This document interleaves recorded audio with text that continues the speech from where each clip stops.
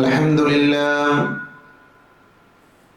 الحمد لله رب العالمين نحمده ونستعينه ونستغفره ونعوذ بالله من شرور أنفسنا ومن سيئات أعمالنا من يهده الله فلا مضل له ومن يضلل فلا هادي له أشهد أن لا إله إلا الله وحده لا شريك له وأشهد أن محمدا عبده ورسوله اللهم صل على محمد وعلى آل محمد كما صليت على إبراهيم وعلى آل إبراهيم إنك حميد مجيد اللهم بارك على محمد وعلى آل محمد كما باركت على إبراهيم وعلى آل إبراهيم إنك حميد مجيد أما بعد فإن خير الحديث كتاب الله وخير الهدي هدي محمد صلى الله عليه وسلم وشر الأمور محدثاتها وكل محدثة بدعة وكل بدعة ضلالة وكل ضلالة في النار أعوذ بالله من الشيطان الرجيم يا أيها الذين آمنوا اتقوا الله حق تقاته ولا تموتن إلا وأنتم مسلمون أعوذ بالله من الشيطان الرجيم وتوبوا إلى الله جميعا أيها المؤمنون لعلكم تفلحون പരിശുദ്ധമായ അള്ളാഹുവിൻ്റെ ഭവനത്തിൽ ഒരുമിച്ച് ചേർന്ന സഹോദരങ്ങളെ സഹോദരികളെ, സർവ്വലോകരക്ഷിതാവായ അള്ളാഹുവിനെ സൂക്ഷിക്കണേ എന്ന് സംസാരിക്കുന്ന എന്നോടും കേൾക്കുന്ന നിങ്ങളോടും വളരെയധികം സ്നേഹത്തോടുകൂടെ ഓർമ്മപ്പെടുത്തുകയാണ്, ഉപദേശിക്കുകയാണ്. മനുഷ്യരായ നമ്മുടെ ജീവിതത്തിൽ നമ്മുടെ എല്ലാം മനസ്സ് വല്ലാതെ സങ്കടപ്പെടുകയും സന്തോഷിക്കുകയും ചെയ്ത ധാരാളം സന്ദർഭങ്ങൾ കടന്നുപോയിട്ടുണ്ടാകാം. നമ്മുടെ മനസ്സിലേക്ക് ഓടിയെത്തുന്ന ഏതെങ്കിലും ഒരു സന്തോഷത്തെക്കുറിച്ച് ഓർക്കാൻ പറഞ്ഞാൽ ഒരുപക്ഷെ നമ്മുടെ ജീവിതത്തിൽ നമ്മൾ മറക്കാത്ത, നമുക്ക് വല്ലാത്ത ആനന്ദമുണ്ടായ, സന്തോഷമുണ്ടായ ഏതെങ്കിലും ഒരു രംഗം എല്ലാവരുടെയും മനസ്സിലേക്ക് ഓടി വരും. അതേപോലെ തന്നെയാണ് സങ്കടകരമായ രംഗവും. ഞാൻ ഈ ഖുതുബ തയ്യാറാക്കിക്കൊണ്ടിരിക്കുമ്പോൾ, ഇന്നത്തെ വിഷയവുമായി ബന്ധപ്പെട്ട ആലോചനകൾ നടത്തുമ്പോൾ മനസ്സിലേക്ക് വന്ന രണ്ട് രംഗങ്ങളുണ്ട്. ഒന്ന്, മരുഭൂമിയിൽ ഒരു മനുഷ്യൻ, അദ്ദേഹം മരുഭൂമിയിൽ ഒറ്റപ്പെട്ടു.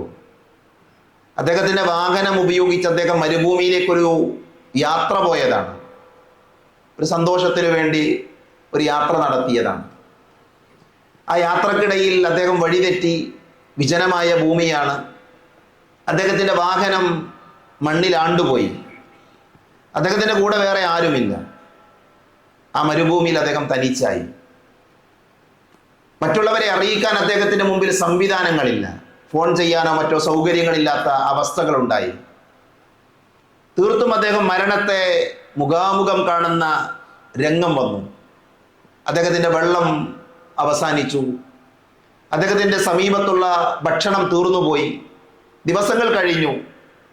അദ്ദേഹത്തിന് ഉറപ്പായി മരണമാണിനി മുന്നിൽ, മരണം മാത്രമാണിനി ബാക്കിയുള്ളത്. അങ്ങനെ ഒരു പ്രതിസന്ധിയുടെ സന്ദർഭത്തിലാണ് ചില ആളുകൾ ആ മനുഷ്യനെ കണ്ടെത്തുന്നത്. ആ മനുഷ്യരെ കണ്ട ഉടനെ അദ്ദേഹം വെള്ളത്തിന് വേണ്ടി യാചിക്കുന്ന, വെള്ളത്തിന് വേണ്ടി ചോദിക്കുന്ന ഒരു രംഗമുണ്ട്. ഒരുപക്ഷെ നിങ്ങളിൽ പല ആളുകളും ഈ വീഡിയോ കണ്ടിട്ടുണ്ടാകാം. അദ്ദേഹം സുരക്ഷിതനായി നാട്ടിലേക്ക് അദ്ദേഹത്തിന് മടങ്ങി വരാൻ പറ്റി. മരണത്തെ മുഖാമുഖം കണ്ട ഒരു സന്ദർഭത്തിൽ നിന്ന് ജീവിതത്തിലേക്ക് അയാൾ തിരിച്ചു നടന്നുവെങ്കിൽ ഇതിന് സമാനമായ എത്രയോ വാർത്തകൾ വേറെയുമുണ്ട്. മരുഭൂമിയിൽ ഒരുപക്ഷെ തകർന്നുപോയ വാഹനത്തിന്റെ സമീപത്ത് മാംസമെല്ലാം ദ്രവിച്ചുപോയ അസ്ഥികൂടങ്ങളെ, അത്തരത്തിലുള്ള വാർത്തകൾ നമ്മൾ വായിച്ചിട്ടുണ്ട്. വഴിതെറ്റിയ മനുഷ്യന്മാർ മരുഭൂമിയിൽ ഒറ്റപ്പെട്ട് ഭക്ഷണം കിട്ടാതെ, വെള്ളം കിട്ടാതെ അവിടെ കിടന്ന് മരിച്ച് അവരുടെ ശരീരം ആ മണ്ണിനോട് ചേർന്ന് അസ്ഥികൂടം മാത്രമായി മാറിയ എത്രയോ രംഗങ്ങൾ, എത്രയോ വീഡിയോകൾ, എത്രയോ ഫോട്ടോകൾ ഒരുപക്ഷെ നമ്മുടെയൊക്കെ മനസ്സുകളിൽ ഉണ്ടാകാം.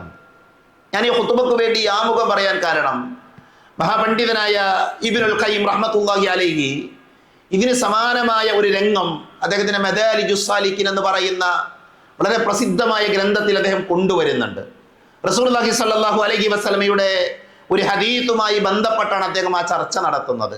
അദ്ദേഹം പറയുന്നത്, കണ്ണെത്താ ദൂരത്തോളം പരന്നു കിടക്കുന്ന മരുഭൂമിയിൽ ഒരു മനുഷ്യൻ തൻ്റെ വാഹനപ്പുറത്ത് യാത്ര ചെയ്യുകയാണ്. ആ മനുഷ്യന്റെ വാഹനത്തിന്മേൽ അയാൾക്ക് ആവശ്യമുള്ള വെള്ളമുണ്ട്, അയാൾക്ക് ആവശ്യമുള്ള ഭക്ഷണമുണ്ട്, അയാളുടെ വസ്ത്രമുണ്ട്, എല്ലാ സൗകര്യങ്ങളും ആ വാഹനത്തിന്റെ പുറത്തുണ്ട്. ഒരു ലക്ഷ്യത്തിലേക്കാണ് അയാൾ യാത്ര പോകുന്നത്. ആ മരുഭൂമി ശക്തമായ ചൂടുണ്ട്, ഒരുപാട് പ്രയാസങ്ങളുണ്ട്. അദ്ദേഹം യാത്ര തുടരുന്നതിൻ്റെ ഇടയിലാണ് ഒരു മരം അദ്ദേഹത്തിന്റെ ശ്രദ്ധയിൽപ്പെടുന്നത്. ഒരല്പസമയം വിശ്രമിക്കാൻ വേണ്ടി അയാൾ ആ മരത്തിന്റെ തണലിൽ ഒന്നിറങ്ങി, അവിടെ കിടന്നുറങ്ങി. അദ്ദേഹം എഴുന്നേറ്റ് നോക്കുമ്പോൾ കാണുന്നത് തൻ്റെ വെള്ളമുള്ള, തൻ്റെ ഭക്ഷണമുള്ള, തൻ്റെ എല്ലാ സൗകര്യങ്ങളും താൻ ശേഖരിച്ചു കൊണ്ടുവന്ന തൻ്റെ മൃഗം തൻ്റെ മുന്നിലില്ല. ആ മൃഗം എവിടെയോ പോയി മറഞ്ഞിരിക്കുന്നു. ചുറ്റുപാടും അദ്ദേഹം ഓടി നോക്കി, കാണാൻ സാധിക്കുന്നില്ല. നേരത്തെ നമ്മൾ പറഞ്ഞതുപോലെ തന്നെ മരുഭൂമിയിൽ ഒറ്റപ്പെട്ട മനുഷ്യന്റെ അവസ്ഥ മരണമാണ്. മരണമല്ലാത്ത മറ്റൊരു വഴി അദ്ദേഹത്തിന്റെ മുമ്പിലുമില്ല. അദ്ദേഹം ഉറപ്പിച്ചു മരിക്കാൻ പോവുകയാണ്. മരണത്തിന് അദ്ദേഹം തയ്യാറായി എന്നാണ് ആ പണ്ഡിതൻ രേഖപ്പെടുത്തുന്നത്. അദ്ദേഹം മരുഭൂമിയിൽ മരണത്തെ കാത്തു കിടന്നു. ആ കിടത്തത്തിന്റെ ഇടയിൽ അദ്ദേഹം ഒന്ന് മയങ്ങിപ്പോയി. എഴുന്നേറ്റ് നോക്കുമ്പോൾ അദ്ദേഹത്തിന്റെ സമീപത്ത് അദ്ദേഹത്തിന്റെ മൃഗമുണ്ട്. അദ്ദേഹത്തിന്റെ മൃഗം യാതൊരു കേടുപാടുമില്ലാതെ വെള്ളവും ഭക്ഷണവും ഒക്കെ അതിൻ്റെ പുറത്ത് തന്നെയുണ്ട്, ആരും അപകരിച്ചതല്ല. ആ മൃഗം മടങ്ങിയെത്തിയിരിക്കുന്നു. എത്രമാത്രം സന്തോഷമുണ്ടാകും ആ മനുഷ്യന്. റസൂലുള്ളാഹി സ്വല്ലല്ലാഹു അലൈഹി വസല്ലമ പഠിപ്പിച്ച ഒരു ഹദീസിന്റെ ആശയമാണിത്. ആ സമയത്ത് ആ മനുഷ്യൻ പറഞ്ഞ വാചകം, സുമ്മ ഖാല മിൻ ഷിദ്ദത്തിൽ ഫറഹ്, സന്തോഷത്തിന്റെ ആധിക്യത്താൽ മരണത്തെ മുന്നിൽ കണ്ട സന്ദർഭത്തിൽ ആ ഒട്ടകത്തെ തിരിച്ചു കിട്ടിയ, മൃഗത്തെ തിരിച്ചു കിട്ടിയ, വെള്ളവും ഭക്ഷണവും തിരിച്ചു കിട്ടിയ ആ മനുഷ്യൻ സന്തോഷാധിക്യത്താൽ പറഞ്ഞ വാചകം ഹദീസിൽ കാണാം, അല്ലാഹുമ്മ അൻത അബ്ദി വഅന റബ്ബുക്, അല്ലാഹുവേ നീ എൻ്റെ അടിമയാണ്, ഞാൻ നിന്റെ റബ്ബുമാണ് എന്ന് ആ മനുഷ്യൻ പറഞ്ഞു. ധിക്കാരത്തിന്റെ വാചകമല്ല, സന്തോഷം അതിര് കടന്നപ്പോൾ അദ്ദേഹത്തിന്റെ നാവിൽ വന്ന പിഴയായിരുന്നു അത്, സന്തോഷം കൊണ്ട് പറഞ്ഞ വാചകമാണ്. ആ ഹദീസിന്റെ അവസാന ഭാഗത്ത് നമുക്ക് വായിക്കാൻ സാധിക്കും, റസൂലുള്ളാഹി പറഞ്ഞു, ലില്ലാഹി അശദ്ദു ഫർഹൻ ബിതൗബതി അബ്ദിഹി ഹീന യതൂബു ഇലൈഹി. അല്ലാഹു സുബ്ഹാനഹു വ തആലക്ക് ആ മനുഷ്യൻ, തന്റെ മൃഗത്തെ നഷ്ടമായ മനുഷ്യൻ, ആ മൃഗത്തെ അയാൾക്ക് തിരിച്ചു കിട്ടിയപ്പോൾ അയാൾ എത്ര സന്തോഷിച്ചോ, എത്രമാത്രം ആഹ്ലാദമുണ്ടായോ, അതിനേക്കാൾ വലിയ ആഹ്ലാദമുണ്ടാകും, അള്ളാഹുവിന് ഇഷ്ടമുണ്ടാകും ഒരു അടിമ അള്ളാഹുവിനോട് പാപമോചനം തേടുമ്പോൾ, ഒരു അടിമ അള്ളാഹുവിനോട് ഇസ്തിഗ്ഫാർ നടത്തുമ്പോൾ, ഒരു അടിമ അള്ളാഹുവിലേക്ക് തൗബ ചെയ്ത് മടങ്ങുമ്പോൾ. സഹോദരങ്ങളെ, തൗബയുടെ പ്രാധാന്യം സൂചിപ്പിക്കാൻ വേണ്ടി, തൗബയുടെ മഹത്വം പറയാൻ വേണ്ടി റസൂലുള്ളാഹി സ്വല്ലല്ലാഹു അലൈഹി വസല്ലമ നമ്മളെ പഠിപ്പിച്ച സ്വഹീഹായ ഹദീസാണിത്. ഒരു മനുഷ്യൻ അയാൾ ഒറ്റപ്പെട്ട അവസ്ഥയിൽ നിന്ന് അയാൾക്കെല്ലാം തിരിച്ചു കിട്ടുമ്പോൾ അയാൾക്കുണ്ടാകുന്ന സന്തോഷത്തെക്കാൾ ഏറെ അല്ലാഹു സുബ്ഹാനഹു വ തആല നമ്മൾ ചെയ്ത പാപത്തിൽ അള്ളാഹുവിനോട് നമ്മൾ മാപ്പിരക്കുമ്പോൾ റബ്ബ് സന്തോഷിക്കുമെന്നാണ്. വിശുദ്ധ റമദാൻ, സാധാരണ റമദാനിനെ കുറിച്ച് പറയുക ഷഹ്റു തൗബ, തൗബയുടെ മാസമാണ് എന്ന് പറയാറുണ്ട്. അഥവാ ഷഹ്റുൽ ഖുർആൻ, ഖുർആനിന്റെ മാസമാണ്, തൗബയുടെ മാസമാണ്, ദുആഇന്റെ മാസമാണ് എന്നൊക്കെ ഈ മാസത്തെ കുറിച്ച് പറയാറുണ്ട്. റമദാനിന്റെ പാതി സമയം പിന്നിട്ട് കഴിഞ്ഞു, അടുത്ത പാതിയിലേക്ക് നമ്മൾ പ്രവേശിച്ചിരിക്കുന്നു. സഹോദരങ്ങളെ, ഈ കഴിഞ്ഞ ദിവസങ്ങൾക്കിടയിൽ നമ്മുടെ ജീവിതത്തിന്റെ ഇന്നലകളിൽ സംഭവിച്ചു പോയ പാപങ്ങൾ കഴുകിക്കളയാൻ, ആ പാപങ്ങൾ അള്ളാഹുവിനോട് ഏറ്റുപറഞ്ഞ് മാപ്പ് പറയാൻ നമ്മളിൽ ആരൊക്കെ ശ്രദ്ധിച്ചിട്ടുണ്ട്? നമ്മൾ ആരൊക്കെ അതിനെ സമയം കണ്ടെത്തിയിട്ടുണ്ട് എന്ന് ഗൗരവമായി നമ്മൾ ആലോചിക്കേണ്ടതുണ്ട്. വിശുദ്ധ ഖുർആൻ പരിചയപ്പെടുത്തുന്ന ഏതാനും ചില ആയത്തുകൾ റസൂലുള്ളാഹി പറഞ്ഞു, വതൂബു ഇലല്ലാഹി ജമീഅ അയ്യുഹൽ മുഅ്മിനൂൻ ലഅല്ലകും തുഫ്ലിഹൂൻ. അവസാനത്തെ വാചകത്തിന്റെ അർത്ഥം എന്താണ്? ലഅല്ലകും തുഫ്ലിഹൂൻ, നിങ്ങൾ വിജയികളായേക്കാമെന്നാണ്. വിജയമാണ് നമ്മുടെ ലക്ഷ്യം. ആ വിജയികളാകാൻ എന്താ നമ്മൾ ചെയ്യേണ്ടത്? വതൂബു ഇലല്ലാഹി ജമീഅ, നിങ്ങൾ പരിപൂർണമായി നിങ്ങളുടെ ജീവിതത്തിൽ സംഭവിച്ച എല്ലാ തെറ്റുകളും കുറ്റങ്ങളും ഏറ്റുപറഞ്ഞ് പരിപൂർണമായി നിങ്ങൾ അള്ളാഹുവിലേക്ക് തൗബ ചെയ്ത് മടങ്ങുക, എങ്കിൽ നിങ്ങൾ വിജയികളായേക്കാമെന്നാണ്. സഹോദരങ്ങളെ, വിജയിക്കാൻ പോകുന്ന ആളുകളുടെ അടയാളമാണ് അവരുടെ ജീവിതത്തിൽ അവർ അള്ളാഹുവിനോട് മാപ്പ് ചോദിക്കുമെന്നുള്ളത്, റബ്ബേ പുറത്തു തരണേ എന്ന് പറയുമെന്നുള്ളത്. അത് പറയുന്ന ആളുകൾ ആരാണെന്ന് അറിയുമോ? അള്ളാഹു പറഞ്ഞു, ഇന്നല്ലാഹ യുഹിബ്ബുത് തവ്വാബീന വയുഹിബ്ബുൽ മുതതഹിരീൻ. അള്ളാഹുവിന് ഇഷ്ടമുള്ള ആളുകൾ, റബ്ബിന് ഇഷ്ടമുള്ള ആളുകളെ വിശുദ്ധ ഖുർആൻ പരിചയപ്പെടുത്തിയിട്ടുണ്ട്. അറബ് ലോകത്ത് അറബിയിൽ ഒരു ഗ്രന്ഥം തന്നെയുണ്ട്, അള്ളാഹു ഇഷ്ടപ്പെടുന്ന കാര്യങ്ങൾ എന്താണ്. ആ കാര്യങ്ങളുടെ കൂട്ടത്തിലെ ഏറ്റവും പ്രധാനപ്പെട്ട ഒന്നാണ് അള്ളാഹുവിനോട് തൗബ ചെയ്യുന്നവരെ, അള്ളാഹുവിനോട് മാപ്പ് ചോദിക്കുന്നവരെ, അള്ളാഹുവിലേക്ക് ഇസ്തിഗ്ഫാർ നടത്തുന്നവരെ അള്ളാഹുവിന് ഇഷ്ടമാണ് എന്ന് വിശുദ്ധ ഖുർആനിലെ 2-ാം അധ്യായം സൂറത്തുൽ ബഖറ 222-ാമത്തെ ആയത്തിൽ അള്ളാഹു നമ്മളെ പഠിപ്പിക്കുന്നുണ്ട്. മറ്റൊരായത്തിൽ അള്ളാഹു പറഞ്ഞു, ഖുൽ യാ ഇബാദിയല്ലദീന അസ്റഫു അലാ അൻഫുസിഹിം ലാ തഖ്നതു മിർ റഹ്മത്തില്ലാ. അള്ളാഹുവിന്റെ കാരുണ്യത്തെ കുറിച്ച് നിങ്ങൾ നിരാശരാകാൻ പാടില്ല. നിങ്ങൾ നിരാശരാകാൻ പാടില്ല. ഇന്നല്ലാഹ യഗ്ഫിറുദ് ദുനൂബ ജമീഅ, തീർച്ചയായും അള്ളാഹു എല്ലാ പാപങ്ങളും പുറത്തു തരുന്നവനാണ്, അള്ളാഹു മാപ്പ് നൽകുന്നവനാണ് എന്ന് വിശുദ്ധ ഖുർആനിലെ സൂറത്തു സുമറിലെ 53-ാമത്തെ ആയത്തിൽ അള്ളാഹു പഠിപ്പിക്കുന്നുണ്ട്. നോക്കൂ, നിങ്ങൾ തൗബ ചെയ്താൽ വിജയിക്കുമെന്ന് ഖുർആൻ. തൗബ ചെയ്യുന്നവരെ ഇഷ്ടമാണ് എന്ന് അള്ളാഹു. തൗബ ചെയ്യുന്ന ആളുകൾ അവർക്ക് എല്ലാ പാപങ്ങളും പുറത്തു കൊടുക്കും. അതുകൊണ്ട് തന്നെ നിരാശരാകേണ്ട എന്ന് വിശുദ്ധ ഖുർആൻ നമ്മളെ പരിചയപ്പെടുത്തുന്നു. 3 ആയത്തുകൾ നമുക്ക് നൽകുന്ന സന്ദേശം എന്താണ്? ഈ 3 ആയത്തുകളും പഠിപ്പിക്കുന്ന ആശയം എന്ന് പറയുന്നത്, മനുഷ്യന്റെ ജീവിതത്തിൽ അബദ്ധങ്ങൾ സംഭവിക്കാം, തെറ്റുകൾ വരാം. ആ തെറ്റുകൾ വന്നാൽ ആ തെറ്റുകളിൽ നിന്ന് ഏറ്റുപറഞ്ഞ് അള്ളാഹുവിലേക്ക് ഖേദിച്ചു മടങ്ങണം എന്നാണ് ഈ ആയത്തുകളിലൂടെ അള്ളാഹു നമ്മളെ പഠിപ്പിക്കുന്നത്. റസൂലുള്ളാഹി പറഞ്ഞു, അത്തായിബു മിനദ്ദംബി കമല്ലാ ദംബ ലഹു. അത്തായിബ്, തൗബ ചെയ്യുന്ന മനുഷ്യൻ, പാപിയായ തെറ്റ് ചെയ്ത ഒരു മനുഷ്യൻ, അവൻ പാപത്തിൽ നിന്ന് പശ്ചാത്തപിച്ച് മടങ്ങിയാൽ പാപമില്ലാത്തവനെ പോലെയാണ് എന്ന് ഇബ്നു മാജ ഉദ്ധരിക്കുന്ന ഹദീസിൽ കാണാം. ഇന്നല്ലാഹ യഖ്ബലു തൗബതൽ അബ്ദി മാ ലം യുഗർഗിർ. യുഗർഗിർ എന്ന പ്രയോഗം മനുഷ്യന്റെ മരണസമയത്ത് അവന്റെ തൊണ്ടയിൽ നിന്നുണ്ടാകുന്ന ശബ്ദമാണ്. യുഗർഗിർ മരണവെപ്രാളത്തിന്റെ ശബ്ദമാണ്. റസൂലുള്ളാഹി പറയുന്നത്, ഒരു മനുഷ്യന്റെ ആ യുഗർഗിർ ശബ്ദം പുറപ്പെടുന്നത് വരെ, മരണം തൊണ്ടക്കുഴിയിൽ എത്തുന്നത് വരെ അവന്റെ തൗബ അല്ലാഹു സ്വീകരിക്കുമെന്ന് പ്രവാചകൻ സല്ലല്ലാഹു അലൈഹി വസല്ലം പഠിപ്പിച്ചു. കുല്ലു ബനി ആദമ ഖത്താഉൻ, മനുഷ്യന്മാരെല്ലാവരും തെറ്റ് ചെയ്യുന്ന ആൾക്കാരാണ്. ആദമിന്റെ സന്തതികളുടെ അടുക്കൽ തെറ്റുകൾ സംഭവിക്കും. വഖൈറുൽ ഖത്താഈന തവ്വാബൂൻ, ആ പാപികളായ തെറ്റ് ചെയ്യുന്ന മനുഷ്യരിൽ ഏറ്റവും നല്ല ആളുകളാരാ? അവര് തൗബ ചെയ്യുന്നവരാണ് എന്ന് മഹാനായ റസൂലുള്ളാഹി സ്വല്ലല്ലാഹു അലൈഹി വസല്ലം പറഞ്ഞു തരികയാണ്. 3 ആയത്തുകൾ തൗബ ചെയ്യാൻ പ്രേരിപ്പിക്കുന്നു. 3 ഹദീത്തുകൾ, റസൂലുള്ളാഹി പഠിപ്പിച്ച 3 ഹദീത്തുകൾ. ആ ഹദീത്തുകൾ തൗബ നമ്മൾ ചെയ്യണമെന്നും തൗബ ചെയ്യേണ്ടതിന്റെ ആവശ്യകത എന്താണ് എന്നും എപ്പോൾ വരെ നമുക്ക് തൗബ ചെയ്യാൻ അവസരമുണ്ട് എന്നും റസൂലുള്ളാഹി സ്വല്ലല്ലാഹു അലൈഹി വസല്ലമ നമ്മളെ പഠിപ്പിച്ചതാണ് നമുക്ക് മനസ്സിലാക്കാൻ സാധിക്കുന്നത്. നമ്മൾ റമദാനിലാണ്. റമദാനുമായി ബന്ധപ്പെട്ട് റസൂലുള്ളാഹിയുടെ അധ്യാപനം ഒരു മനുഷ്യൻ നശിക്കട്ടെ എന്നാണ്. സാധാരണ റസൂലുള്ളാഹി ആരെയും ശപിക്കാറില്ല, പ്രവാചകൻ ആരെയും ആക്ഷേപിക്കാറില്ല. എന്നാൽ ഇവിടെ നോക്കൂ നിങ്ങൾ, ഒരു മനുഷ്യൻ മൂക്കുകുത്തി വീഴട്ടെ അല്ലെങ്കിൽ നശിക്കട്ടെ എന്നൊക്കെയാണ് അതിന്റെ അർത്ഥം. ആരാണ് അയാള്? ദഖല അലൈഹി റമദാൻ, അയാൾ റമദാനിലേക്ക് പ്രവേശിച്ചു. പിന്നെ ആ റമദാനിലെ ഓരോ ദിവസങ്ങളും ഇങ്ങനെ കൊഴിഞ്ഞുപോയി. റമദാൻ അവസാനിച്ചു. ഏത് പ്രകാരം? അവൻ തൗബ ചെയ്യാതെ, അള്ളാഹുവിനോട് മാപ്പ് ചോദിക്കാതെ, അവന്റെ പാപങ്ങൾ കഴുകിക്കളയാതെയാണ് റമദാനിൽ അവൻ കഴിച്ചു കൂട്ടിയത് എങ്കിൽ അവൻ മൂക്കുകുത്തി വീഴട്ടെ അല്ലെങ്കിൽ നശിക്കട്ടെ എന്ന് പ്രവാചകൻ സല്ലല്ലാഹു അലൈഹി വസല്ലം പഠിപ്പിച്ചു. അള്ളാഹിന്റെ റസൂല് പറഞ്ഞ ഈ നാശം ലഭിക്കുന്ന ആളുകളുടെ കൂട്ടത്തിൽ നമ്മൾ ഉണ്ടാകോ? ഞാൻ തൗബ ചെയ്യുന്നവനാണ് എങ്കിൽ, ഞാൻ ഇസ്തിഗ്ഫാർ നടത്തുന്നവനാണ് എങ്കിൽ, അള്ളാഹുവിലേക്ക് ആത്മാർത്ഥമായി തൗബയുടെ ഷർത്തുകളും ഫർളുകളും ഒക്കെ ആ ഷർത്തുകളും ഫർളുകളും പാലിച്ചുകൊണ്ട് തൗബ ചെയ്താൽ എനിക്ക് രക്ഷപ്പെടാൻ പറ്റും. ഞാൻ നാശകാരികളുടെ കൂട്ടത്തിലാവുകയില്ല. അതുകൊണ്ട് തന്നെ റമദാനിനെ കണ്ടുമുട്ടി ഇനി നമ്മൾ റമദാനിൽ ഭാഗ്യം ലഭിച്ചവരാകണമെങ്കിൽ, റമദാനിലെ നഷ്ടകാരികളാകാതിരിക്കണമെങ്കിൽ, നിറഞ്ഞ കണ്ണുകളോടുകൂടെ അള്ളാഹുവിനോട് നമ്മൾ പ്രാർത്ഥിക്കേണ്ടതുണ്ട്. റമദാനിലെ നമ്മുടെ നോമ്പ്, റമദാനിലെ നമ്മുടെ നമസ്കാരം, ഇതൊക്കെ നമ്മുടെ പാപങ്ങൾ കഴുകിക്കളയാനുള്ള കാരണമാണ് എന്ന് പ്രവാചകൻ സല്ലല്ലാഹു അലൈഹി വസല്ലം പഠിപ്പിച്ചത് ഹദീസുകളിലുണ്ട്. മൻ സാമ റമദാന ഈമാനൻ വഹ്തിസാബൻ ഗുഫിറ ലഹു മാ തഖദ്ദമ മിൻ ദംബിഹി. മൻ ഖാമ റമദാന ഈമാനൻ വഹ്തിസാബൻ ഗുഫിറ ലഹു മാ തഖദ്ദമ മിൻ ദംബിഹി എന്ന ഹദീസുകൾ എല്ലാവർക്കും മനപ്പാഠമാണ്. റമദാൻ വന്നു, ആ റമദാനിൽ നോമ്പ് നോറ്റാൽ, ഈമാനോടുകൂടെ ഇഖ്ലാസോടുകൂടെ നോമ്പ് നോറ്റാൽ പാപങ്ങൾ പൊറുക്കപ്പെടും. റമദാനിലെ രാത്രിയിൽ നമസ്കരിച്ചു, ഈമാനോടുകൂടെ ഇഖ്ലാസോടുകൂടെ നമസ്കരിച്ചു, പ്രതിഫലം ആഗ്രഹിച്ചു, അവന്റെ പാപങ്ങൾ പൊറുക്കപ്പെടുമെന്ന് റസൂലുള്ളാഹി സ്വല്ലല്ലാഹു അലൈഹി വസല്ലം നമ്മളെ പഠിപ്പിച്ചിട്ടുണ്ട്. അതുകൊണ്ട് സഹോദരങ്ങളെ, വിശുദ്ധ റമദാൻ നമ്മുടെ പാപങ്ങൾ കഴുകിക്കളയാനുള്ള ഒരു സുവർണാവസരമാണ്. നമ്മുടെ ജീവിതത്തിൽ അബദ്ധങ്ങൾ സംഭവിച്ചിട്ടുണ്ട്. ആരൊക്കെ എന്തൊക്കെ പറഞ്ഞാലും ശരി, എത്ര തന്നെ ഭക്തിയുണ്ട് എന്ന് പറഞ്ഞാലും ശരി, നമ്മളാരും പാപ സുരക്ഷിതരല്ല. നമ്മളാരും മഅസൂമുകളല്ല, പാപങ്ങളിൽ നിന്ന് സംരക്ഷണം ലഭിച്ച ആളുകളല്ല.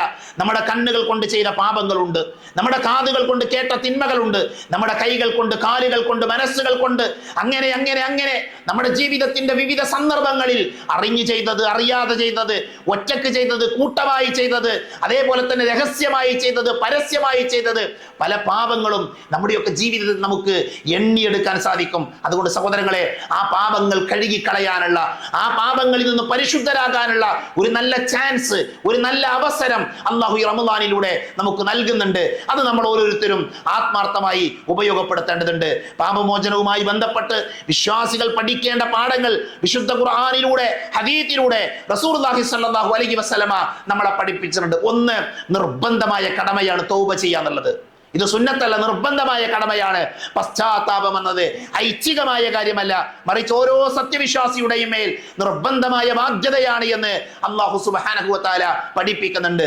രണ്ട്, അല്ലാഹുവിന്റെ സ്നേഹം ലഭിക്കാനുള്ള വഴിയാണ്, അല്ലാഹു ഇഷ്ടപ്പെടാനുള്ള വഴിയാണ്. ഇന്നല്ലാഹ യുഹിബ്ബുത് തവ്വാബീന എന്ന ആയത്ത് നമ്മൾ കേട്ട് കഴിഞ്ഞു. മൂന്നാമത്, തൗബ ചെയ്യാത്തവൻ പരാജയപ്പെട്ടവനാണ് എന്ന് ഹദീസിലെ റമദാനിനെ കണ്ടുമുട്ടിയിട്ട് തൗബ ചെയ്യാത്തവൻ നശിക്കട്ടെ എന്ന അധ്യാപനത്തിലൂടെ നമുക്കത് മനസ്സിലാക്കാൻ സാധിക്കും. നാലാമത്തെ കാര്യം, അള്ളാഹുവിന്റെ കാരുണ്യം നമുക്ക് ലഭിക്കും. അള്ളാഹുവിന്റെ കാരുണ്യം ആർക്കാ ലഭിക്കുക? തൗബ ചെയ്യുന്ന ആളുകൾക്കാണ്, ഇസ്തിഗ്ഫാർ നടത്തുന്നവരൊക്കെയാണ്. അള്ളാഹു പറഞ്ഞത് അങ്ങനെയാണ്, നിങ്ങൾ അള്ളാഹുവിന്റെ കാരുണ്യത്തെക്കുറിച്ച് നിങ്ങൾ നിരാശരാകാൻ പാടില്ല. നിങ്ങൾ തൗബ ചെയ്തോളൂ, ഇസ്തിഗ്ഫാർ നടത്തിക്കോളൂ. നിങ്ങളുടെ പാപങ്ങൾ എത്ര തന്നെ ഉണ്ടായാലും, അതെത്ര വലുതായാലും, എത്ര അധികം ഉണ്ടായാലും അള്ളാഹു സുബ്ഹാനഹു വ തആല നിങ്ങൾക്ക് മാപ്പ് നൽകുമെന്നാണ് ഖുർആൻ നമ്മളെ പഠിപ്പിക്കുന്നത്. നോക്കൂ, നിങ്ങൾ നമ്മുടെ നബി സല്ലല്ലാഹു അലൈഹി വസല്ലം, പ്രവാചകൻ സല്ലല്ലാഹു അലൈഹി വസല്ലമ മഅസൂമാണ്. പ്രവാചകന്റെ ഹൃദയം ശുദ്ധീകരിക്കപ്പെട്ട ഹൃദയമാണ്. അള്ളാന്റെ റസൂലിന്റെ ഹൃദയം 2 തവണ ഹൃദയം പിളർന്ന് പ്രവാചകന്റെ ഹൃദയം കഴുകിയിട്ടുണ്ട്. നമ്മൾ ഒരു തവണ പഠിച്ചിട്ടുണ്ട് അല്ലെ? ഹലീമ ബീവിയുടെ കൂടെ അള്ളാന്റെ റസൂൽ കഴിയുന്ന കാലഘട്ടത്തിൽ ആ മലക്ക് ജിബ്രീൽ വന്നു, പ്രവാചകന്റെ മാറിടം പിളർത്തിയ സംഭവം നമ്മൾ കേട്ടിട്ടുണ്ട്. അന്ന് പ്രവാചകന്റെ മാറിടം പിളർത്തി ആ ഹൃദയം പുറത്തേക്കെടുത്തു. സ്വഹീഹായ ഹദീത്താണത്. ആ ഹൃദയം പുറത്തേക്കെടുത്തു. എന്നിട്ടോ ഒരു സ്വർണത്തിന്റെ കപ്പിൽ നിന്ന് സംസം വെള്ളം ഉപയോഗിച്ചുകൊണ്ട് പ്രവാചകന്റെ ഹൃദയം കഴുകിയെന്ന് സ്വഹീഹായ ഹദീസിലുണ്ട്. അന്ന് പ്രവാചകന്റെ ഹൃദയം ശുദ്ധീകരിച്ചു. അതേപോലെ അള്ളാഹുവിന്റെ റസൂല് ഇസ്രാഇന്റെയും മിഅ്റാജിന്റെയും യാത്ര നടത്തുന്നതിന്റെ തലേ ദിവസം, അന്നത്തെ രാത്രി, ആ യാത്ര പോകുന്നതിന്റെ തൊട്ട് മുമ്പത്തെ ദിവസം പ്രവാചകന്റെ വീട്ടിലേക്ക് ജിബ്രീൽ വന്നു. അള്ളാന്റെ റസൂല് പറയുന്നുണ്ട്, ജിബ്രീലിന്റെ വീടിന്റെ മേൽക്കൂര വഴി എന്റെ വീട്ടിലേക്ക് ഇറങ്ങി വന്നു. എന്നിട്ട് എന്റെ ഹൃദയം പിളർന്നു, എന്റെ ഹൃദയത്തിൽ നിന്ന്, എന്റെ ശരീരത്തിൽ നിന്ന് എന്റെ ഹൃദയം എടുത്തു. ആ ഹൃദയത്തെ ജിബ്രീൽ സംസം വെള്ളം ഉപയോഗിച്ചുകൊണ്ട് ശുദ്ധി വരുത്തി എന്ന് പ്രവാചക തിരുമേനി പഠിപ്പിക്കുന്ന സ്വഹീഹായ ഹദീസ് ഉണ്ട്. നോക്കൂ നിങ്ങൾ, അള്ളാന്റെ റസൂലിന്റെ ഹൃദയം ശുദ്ധി വരുത്തിയ ഹൃദയമാണ്. പ്രവാചകൻ മഅസൂമാണ്, പാപങ്ങളില്ലാത്ത നബിയാണ്, പാപങ്ങളിൽ നിന്ന് സംരക്ഷണം ലഭിച്ചയാളാണ്. ആ പ്രവാചകൻ സല്ലല്ലാഹു അലൈഹി വസല്ലമ പറഞ്ഞു, വല്ലാഹി ഇന്നി ലഅസ്തഗ്ഫിറുല്ലാഹ ഫിൽ യൗമി അക്തറ മിൻ 70 മറ. ഒരു ദിവസം ഞാൻ 70-ലധികം തവണ അല്ലാഹുവിനോട് പാപമോചനം തേടുന്നു. 70-ലധികം തവണ. പാപം ചെയ്യാത്ത നബി. മറ്റൊരു റിവായത്തിലുള്ളത് അക്തറ മിൻ 100 മറ, 100-ലധികം തവണ എന്ന ഹദീസിലെ പ്രവാചകൻ സല്ലല്ലാഹു അലൈഹി വസല്ലമ പഠിപ്പിച്ചത് കാണാൻ സാധിക്കും. ഇനി നമ്മൾ ആലോചിക്കേണ്ടത്, നമ്മുടെ ഒരു ദിവസത്തെ ജീവിതത്തിൽ എത്ര തെറ്റുകൾ വരുന്നു. സാമ്പത്തിക രംഗത്ത് പലിശയുമായി ബന്ധപ്പെടുന്നവർ ഇപ്പോഴും ഉണ്ട് അല്ലെ? റമദാൻ മാസമായിട്ടും പലിശയുമായി ബന്ധപ്പെടുന്ന മനുഷ്യന്മാരുണ്ട്. ആക്ഷേപിക്കാൻ പറയുന്നതല്ല. പലിശ പാപമാണ് എന്നറിഞ്ഞിട്ടും അതിൽ നിന്ന് വിട്ടു നിൽക്കാൻ പറ്റാത്ത ആളുകളുണ്ട്.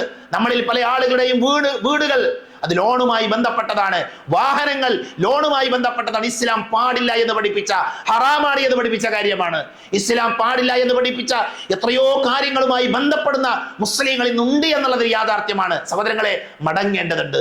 അത്തരം തിന്മകളെ ഒഴിവാക്കി അള്ളാഹുവിലേക്ക് നമ്മൾ മടങ്ങാൻ സന്നദ്ധരായിട്ടില്ല എങ്കിൽ, നമ്മുടെ പാപങ്ങൾ കഴുകിക്കളയാൻ നമുക്ക് സാധിച്ചിട്ടില്ല എങ്കിൽ തീർച്ചയായും പരലോകത്ത് നമ്മൾ വലിയ നഷ്ടകാരികളായിരിക്കുമെന്ന് വിശുദ്ധ ഖുർആനും പ്രവാചകൻ സല്ലല്ലാഹു അലൈഹി വസല്ലമയുടെ ഹദീസും നമ്മളെ പഠിപ്പിക്കുന്നുണ്ട്. വിശുദ്ധ ഖുർആൻ തൗബ ചെയ്യുന്ന ആളുകൾക്ക് ലഭിക്കുന്ന നേട്ടങ്ങളെ കുറിച്ച് വിശദീകരിക്കുന്നുണ്ട്. ഒന്ന്, അള്ളാഹുവിന്റെ ശിക്ഷയിൽ നിന്നുള്ള സംരക്ഷണം അവർക്കുണ്ടാകുമെന്നാണ്.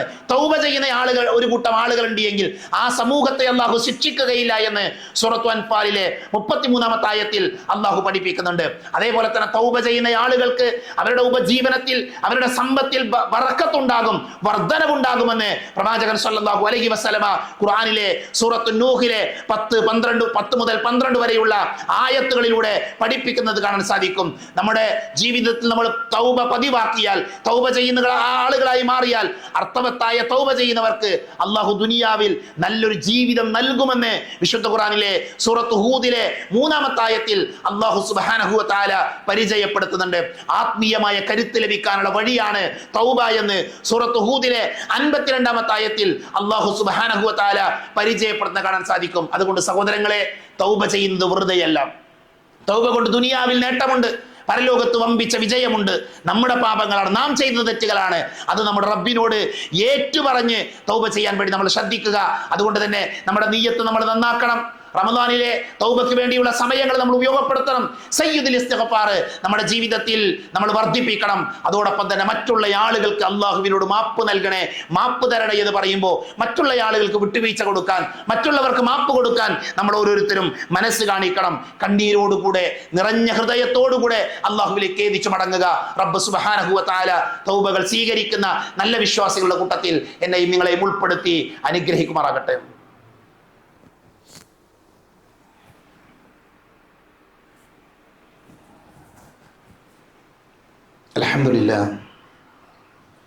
അൽഹംദുലില്ലാഹില്ലദീ അല്ലമ ബിൽ ഖലം അല്ലമൽ ഇൻസാന മാ ലം യഅലം വസ്സലാത്തു വസ്സലാമു അലാ അഷ്റഫുൽ മുർസലീൻ വഅലാ ആലിഹി വഅസ്ഹാബിഹി അജ്മഈൻ അമ്മാ ബഅദ്.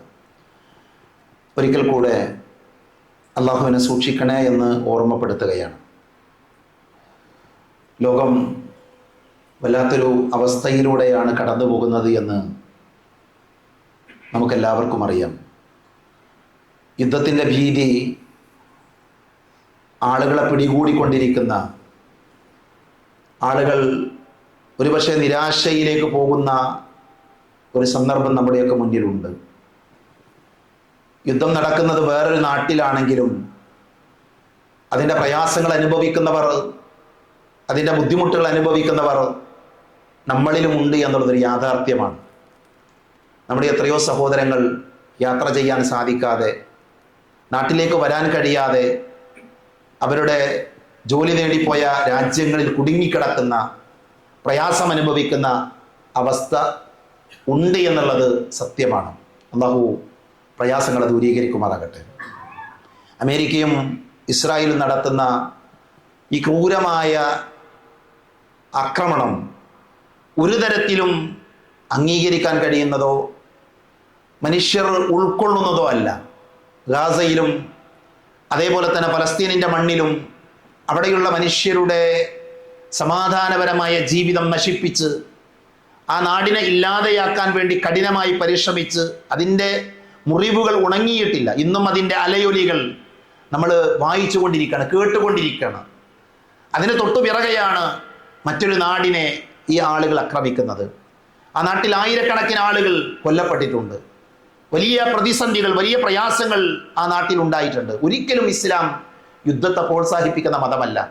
ഏതെങ്കിലും ഒരു നാടിനെ ആക്രമിക്കുമ്പോൾ, ഒരു നാടിനെ ഇല്ലാതെയാക്കാൻ ശ്രമിക്കുമ്പോൾ ആ നാട്ടിലുള്ള ആളുകളെ ചേർത്ത് പിടിക്കാനും ആ നാട്ടിലുള്ള ആളുകൾക്ക് നന്മ വരണമെന്ന് ആഗ്രഹിക്കാനുമാണ് പരിശുദ്ധ ഇസ്ലാം നമ്മളെ പഠിപ്പിക്കുന്നത്. അതുകൊണ്ട് തന്നെ യുദ്ധം എന്നുള്ളത് ഇസ്ലാമിൻ്റെ കൺസെപ്റ്റിൽ, ഇസ്ലാമിൻ്റെ കാഴ്ചപ്പാടിൽ ആവശ്യമില്ലാത്തതാണ് എങ്കിൽ അത് ഒഴിവാക്കേണ്ടതാണ്.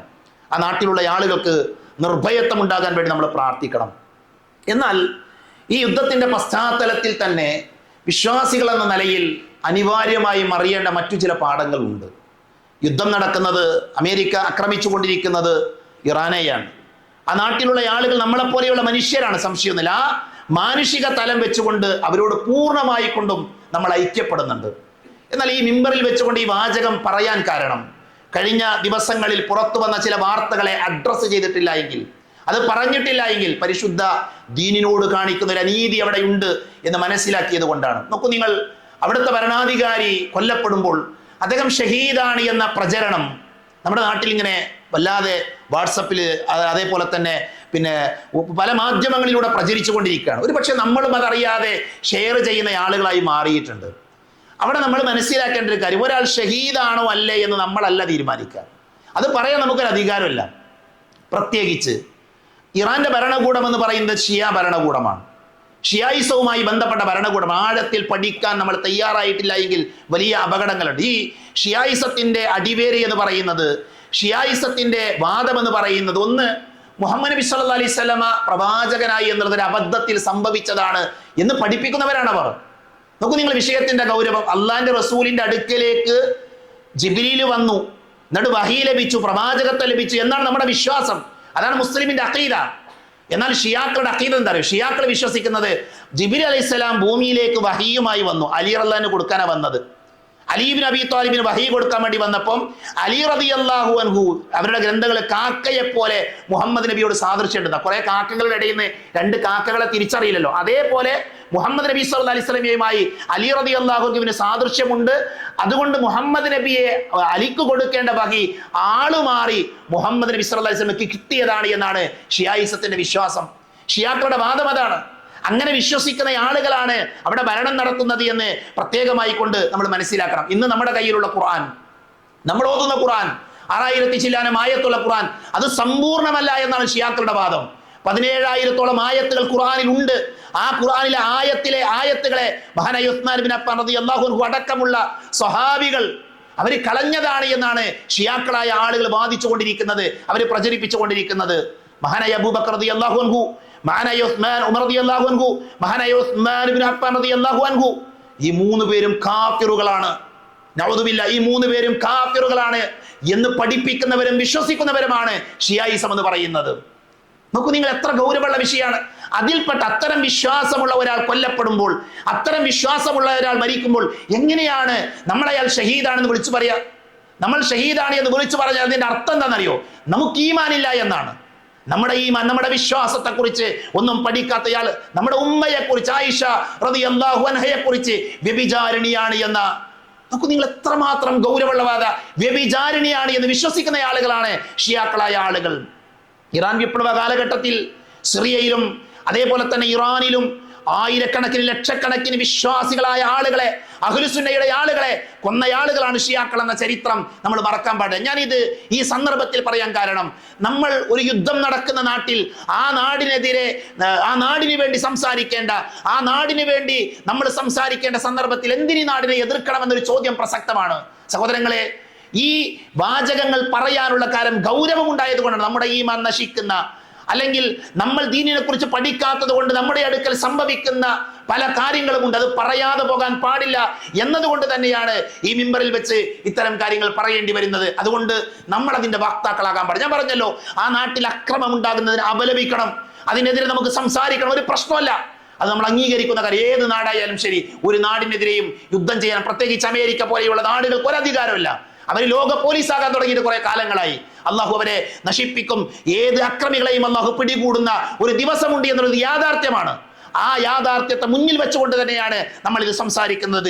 അതോടൊപ്പം തന്നെ നമ്മുടെ വിശ്വാസത്തെ പരിഹസിക്കുന്ന, നമ്മുടെ വിശ്വാസത്തെ നിരാകരിക്കുന്ന ലോകത്തുള്ള സുന്നികൾ എന്ന് പറഞ്ഞാൽ ഷിയാക്കളുടെ കണ്ണിൽ അവരല്ലാത്ത, ഷിയാക്കളല്ലാത്ത മുഴുവൻ ആളുകളും സുന്നികളാണ്. അത് നമ്മുടെ നാട്ടിലെ സുന്നികൾ, മുജാഹിദുകൾ, ജമാഅത്ത് എന്നല്ല, ബാക്കിയുള്ള മുഴുവൻ മനുഷ്യന്മാരും അവരെ കൊല്ലുന്നത് പുണ്യമാണ് എന്ന വിശ്വാസമുള്ള ആളുകളാണ് ഷിയായിസം. അവരുടെ ലക്ഷ്യമായി അവർ പറയുന്ന കാര്യം എന്താ അറിയോ? സുന്നികളെ കൊല്ലുക എന്നുള്ളതാണ്. അഥവാ ഞാനും നിങ്ങളും അടങ്ങുന്ന ഈ ലോകത്തുള്ള ഷിയാക്കളല്ലാത്ത മറ്റുള്ള മുസ്ലിങ്ങളെ കൊല്ലുന്നത് പുണ്യമാണ് എന്ന് വിശ്വസിക്കുന്ന ആളുകൾ എങ്ങനെയാ ഷഹീദാകുക? അവർ കൊല്ലപ്പെടുമ്പോൾ എങ്ങനെ ഷഹീദായി? അള്ളാന്റെ കോടതിയിൽ ഷഹീദ് എന്ന് പറഞ്ഞാൽ അതിന്റെ ദറജ എത്രയാ? എന്നാൽ നമ്മളത് വാട്സപ്പിന്റെ DP ആക്കുക, നമ്മളത് പ്രചരിപ്പിക്കുക. അതുകൊണ്ട് തന്നെ നമുക്കറിയാത്ത കാര്യങ്ങൾ, നമ്മളൊരു പാട്ട് കേൾക്കുമ്പോൾ, ഒരു മെസ്സേജ് കാണുമ്പോൾ നമുക്കറിയാത്ത കാര്യങ്ങൾ പ്രതികരിക്കുന്നത് സൂക്ഷിച്ചു വേണമെന്ന് ഈ സന്ദർഭത്തിൽ എൻ്റെ സഹോദരങ്ങളെ, സഹോദരികളെ ഗൗരവത്തോടുകൂടെ ഓർമ്മപ്പെടുത്തുകയാണ്. നമ്മൾ പ്രാർത്ഥിക്കണം, ഏതൊരു നാട്ടിലും സമാധാനം ഉണ്ടാകണം. നമ്മുടെ മതം, നമ്മുടെ ദീന് സമാധാനത്തിന്റെ മതമാണ്. അമേരിക്കയിലെ ആളുകൾ നൂറുകണക്കിന് കുട്ടികളെയാണ് ഇറാന്റെ മണ്ണിൽ കൊല്ലുന്നത്. പാടില്ലാത്ത കാര്യമാണ്. ഇസ്ലാം ഒരിക്കലും അതിനെ പ്രോത്സാഹിപ്പിക്കുന്നില്ല. യുദ്ധരംഗത്ത് സ്ത്രീകളെ സംരക്ഷിക്കണമെന്ന് പഠിപ്പിച്ച മതമാണ് ഇസ്ലാം. ആശുപത്രി യുദ്ധ നിയമങ്ങളുണ്ട് രാജ്യത്ത്, ലോകത്ത് യുദ്ധത്തിന്റെ നിയമങ്ങളുണ്ട്. ആ നിയമങ്ങളെ മുഴുവനും വെല്ലുവിളിച്ചുകൊണ്ടാണ് ആ നാടിനെ ആളുകൾ ആക്രമിച്ചുകൊണ്ടിരിക്കുന്നത്. അവിടെ ഹോസ്പിറ്റലുകൾക്ക് നേരെ അക്രമമുണ്ട്, വിദ്യാഭ്യാസ സ്ഥാപനങ്ങൾക്ക് നേരെ ആക്രമണങ്ങൾ നടത്തുന്നുണ്ട്. അതേപോലെ തന്നെ കുട്ടികൾക്കെതിരെ, സ്ത്രീകൾക്കെതിരെ, വൃദ്ധന്മാർക്കെതിരെ അവരെയൊക്കെ ദ്രോഹിച്ചുകൊണ്ടിരിക്കുന്നുണ്ട്. ഇത് കടുത്ത അനീതിയാണ് എന്ന യാഥാർത്ഥ്യം ഉൾക്കൊണ്ടുകൊണ്ട് തന്നെ ആ പ്രയാസങ്ങളിൽ നിന്ന് അവർ രക്ഷപ്പെടാൻ, ആ പ്രയാസങ്ങൾ തീരാൻ, യുദ്ധമില്ലാതെയാകാൻ നമ്മൾ ദുആ ചെയ്യണം, സംശയമില്ല. അതോടൊപ്പം തന്നെ ആ നാട്ടിലുള്ള ആളുകളുടെ ചില പ്രവർത്തികൾ കൊണ്ട് നമ്മുടെ സഹോദരങ്ങൾ ഇന്ന് എമിറേറ്റ്സിൽ നടക്കുന്ന, ദുബായിൽ നടക്കുന്ന ഖുത്ബയുടെ പരിഭാഷ ഞാൻ കേട്ടു. ആ പരിഭാഷയുടെ ഭാഗം എൻ്റെ കൈവശമുണ്ട്. ആ നാട്ടിലെ ആളുകൾ, അവിടെയുള്ള ഭരണാധികാരികൾ ഇറാനെതിരെ പ്രയോഗങ്ങൾ ഒരുപക്ഷെ ഗൗരവമുള്ളതാണ്. കാരണം ആ നാട്ടിലെ നിർഭയത്വത്തെ നശിപ്പിക്കാൻ, നമ്മുടെ നാട്ടിൽ നമ്മുടെ സഹോദരങ്ങളുള്ള, നമ്മുടെ ധാരാളം ആളുകൾ ജീവിച്ചു കൊണ്ടിരിക്കുന്ന ദുബായ് പോലെയുള്ള, ഖത്തർ പോലെയുള്ള, സൗദി അറേബ്യ പോലെയുള്ള അതിന്റെ സമീപത്തുള്ള GCC രാജ്യങ്ങളിലെ നിർഭയത്വം നശിപ്പിക്കുന്ന, ആ നാടിനെതിരെ അവസ്ഥകൾ ഉണ്ട് എന്നുള്ളതൊരു യാഥാർത്ഥ്യമാണ്. അതുകൊണ്ട് തന്നെ എല്ലാവിധത്തിലുള്ള ഷർറുകളിൽ നിന്നും അള്ളാഹുവിനോട് നമ്മൾ കാവൽ ചോദിക്കണം. നമ്മുടെ സഹോദരങ്ങൾക്ക് നിർഭയമായി ജോലി ചെയ്യണം, അവർക്ക് അവിടെ കുടുംബമായി ജീവിക്കണം. അതേപോലെ തന്നെ ഇസ്ലാമിനെ പ്രചരിപ്പിച്ചു കൊണ്ടിരിക്കണം. അതിനായിരിക്കണം നമ്മുടെ പ്രാർത്ഥനകൾ ഉണ്ടാകേണ്ടത്. ഒരു നാടിനെയും ആക്രമിക്കുന്നതിനെ നമ്മൾ പ്രോത്സാഹിപ്പിക്കേണ്ടതില്ല. എന്നാൽ ഇസ്ലാമിന്റെ നിയമങ്ങൾ പറയുമ്പോൾ, ഇസ്ലാമിന്റെ നിയമങ്ങൾ പ്രചരിപ്പിക്കുമ്പോൾ നല്ല ശ്രദ്ധ വേണം. പഠനം നടത്തിയതിനു ശേഷം മാത്രമാണ് നമ്മളത് ചെയ്യേണ്ടത് എന്നുകൂടെ സാന്ദർഭികമായി ഓർമ്മപ്പെടുത്തുകയാണ്. അള്ളാഹു എല്ലാ പ്രയാസങ്ങളിൽ നിന്നും, എല്ലാ ബുദ്ധിമുട്ടുകളിൽ നിന്നും ഈ ലോകത്തുള്ള വിശ്വാസികളായ ആളുകളെ അള്ളാഹു രക്ഷപ്പെടുത്തുമാറാകട്ടെ. സഹോദരങ്ങളെ, കഴിഞ്ഞ ആഴ്ചയിൽ നമ്മൾ പറഞ്ഞു നമ്മുടെ പള്ളിയുടെ കളക്ഷനുമായി ബന്ധപ്പെട്ട വിഷയം. കുറെ ആളുകൾ സഹകരിച്ചു. അള്ളാഹു അവർക്കൊക്കെ അർഹമായ പ്രതിഫലം നൽകുമാറാകട്ടെ. അതിന്റെ പൂർത്തീകരണം കഴിഞ്ഞ ആഴ്ചയിൽ ചെയ്യാൻ പറ്റാത്ത ആളുകൾക്ക് ഇന്നത് പൂർത്തീകരിക്കാവുന്നതാണ് എന്ന് സാന്ദർഭികമായി ഓർമ്മപ്പെടുത്തുകയാണ്. അള്ളാഹുവിന്റെ അപാരമായ അനുഗ്രഹത്താൽ നമ്മുടെ പള്ളിയുടെ ഉദ്ഘാടനം കഴിഞ്ഞ് ഏകദേശം ഒരു വർഷത്തിലേക്ക് നമ്മൾ അടുക്കുകയാണ്.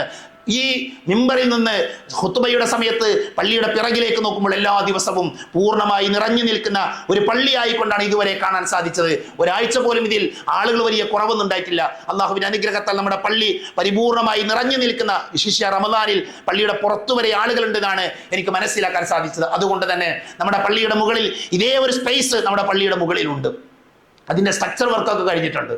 അവിടെ ഒന്ന് ശരിയാക്കിയാൽ അവിടെയും നമുക്ക് നമസ്കാരത്തിന് വേണ്ടി, അതേപോലെ തന്നെ മറ്റുള്ള ക്ലാസ്സുകൾക്ക് വേണ്ടി, മദ്രസക്ക് വേണ്ടി നമുക്ക് ഉപയോഗപ്പെടുത്താൻ പറ്റുമെന്ന് നമ്മുടെ കമ്മിറ്റിയിലെ സഹോദരങ്ങൾ അറിയിച്ചിട്ടുണ്ട്. 1766 സ്ക്വയർ ഫീറ്റ് ആണ് മുകളിലെ ഭാഗമുള്ളത്. നമുക്ക് പള്ളിയായി ക്രമീകരിക്കാൻ, തർത്തീബാക്കാൻ 1766 സ്ക്വയർ ഫീറ്റ് ആണ്.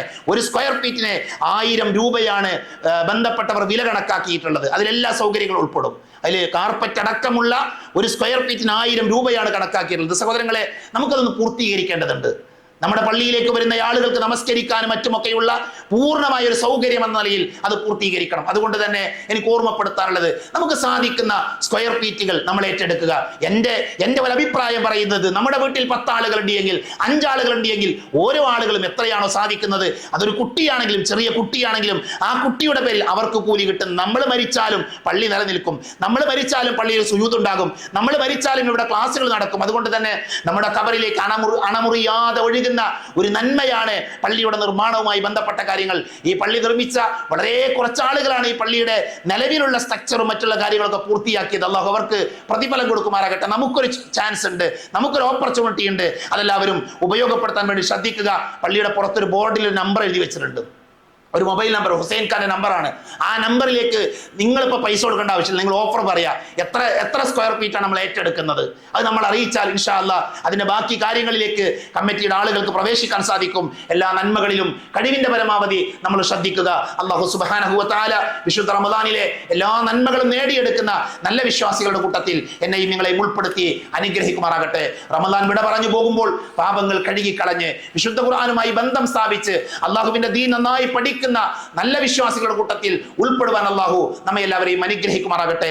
ലോകത്തിന്റെ വിവിധ ഭാഗങ്ങളിൽ പ്രയാസങ്ങൾ അനുഭവിക്കുന്ന സഹോദരങ്ങളുണ്ട്, സുഹൃത്തുക്കളുണ്ട്. അള്ളാഹു അവരുടെ പ്രയാസങ്ങൾ തീർത്തു കൊടുക്കുമാറാകട്ടെ. യുദ്ധത്തിന്റെ കെടുതി കൊണ്ട് ബുദ്ധിമുട്ടുന്ന സഹോദരികളുണ്ട്, കുട്ടികളുണ്ട്, വൃദ്ധന്മാരായ ആളുകളുണ്ട്. അള്ളാഹു ആ സഹോദരങ്ങളുടെ പ്രയാസങ്ങൾ ദൂരീകരിച്ചു കൊടുക്കുമാറാകട്ടെ.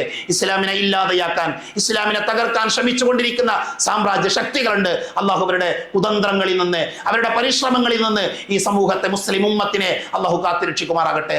അല്ലാഹുമ്മ ഗഫിർ ലിൽ മുഅ്മിനീന വൽ മുഅ്മിനാത്ത് വൽ മുസ്ലിമീന വൽ മുസ്ലിമാത്ത് അല്ലഹിയ മിൻഹും വൽ അംവാത്ത് അല്ലാഹുമ്മ അജിർനാ മിനൻ നാർ അല്ലാഹുമ്മ അജിർനാ മിനൻ നാർ അല്ലാഹുമ്മ അജിർനാ മിനൻ നാർ റബ്ബനാ ആതിനാ ഫിദ് ദുനിയ ഹസന വഫിൽ ആഖിറതി ഹസനതൻ വഖിനാ അദാബൻ നാർ ആമീൻ ആമീൻ ബിറഹ്മതിക യാ അർഹമർ റഹീമീൻ വആഖിറു ദഅവാനാ അനിൽ ഹംദുലില്ലാഹി റബ്ബിൽ ആലമീൻ.